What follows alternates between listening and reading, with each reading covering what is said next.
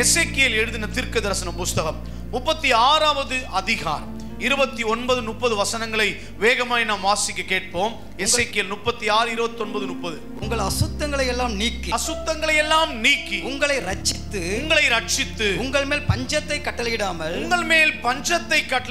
கோதுமையை வரவழைத்து அதை பெருக பண்ணி நீங்கள் இனிமேல் ஜாதிகளுக்குள்ளே பஞ்சத்தினால் உண்டாகும் நிந்தையை அடையாதபடிக்கு விருட்சத்தின் கனிகளையும் வயலின் பலன்களையும் பெருக பண்ணுவேன். இதுதான் கர்த்தருடைய வாக்குத்தத்தம். எத்தனை பேர் என் கூட சேர்ந்து ஆமென் சொல்றீங்க?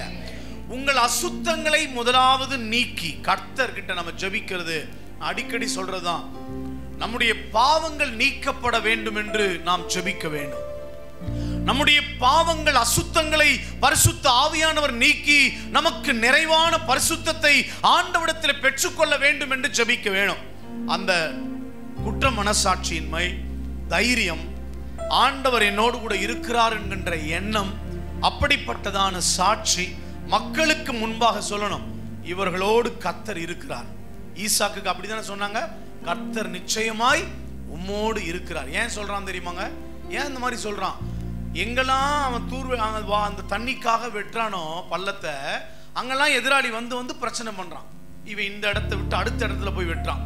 அங்கேயே தண்ணி கடைசியில பார்த்தான். யாரு? எதிராளி பார்த்து சொன்ன ஸ்டேட்மெண்ட் என்ன தெரியுமா? கர்த்தர் நிச்சயமாய் உம்மோடு இருக்கிறார். உங்களையும் என்னையும் இன்றைக்கு இந்த உலகம் பார்க்க வேண்டும்.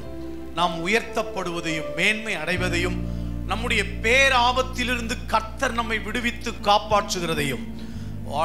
மற்றவன் நினைப்பான், அவ்வளவுதான் போல இருக்கு, இவங்களது எல்லாம் முடிஞ்சு போச்சு, கொஞ்ச நாள் ஆட்டம் தான், கொஞ்ச நாள் ரொம்ப சவுண்ட்லாம் போட்டாங்க, பாத்தியா அப்ப எல்லாம் ஒன்றும் இல்லாமல் ஆயிட்டாங்க, இவங்களுக்கு முடிஞ்சு போச்சு நினைக்கிறேன் லைஃப்.